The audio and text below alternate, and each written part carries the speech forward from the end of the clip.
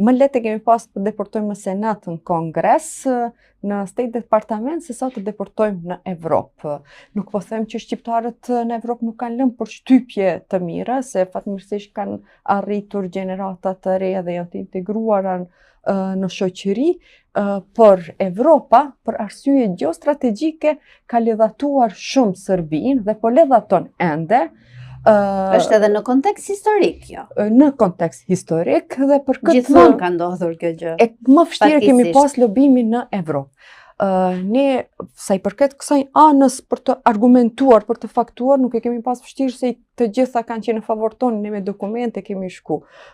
Dhe tani ato dokumente të cilat i kemi dorëzuar në Senat apo Kongres, Parlament, Bundestag apo në Këshillin e Evropës, e kemi një iniciativë që të gjitha ato tema, se cili prej përfaqësuesve që kemi shku me punime.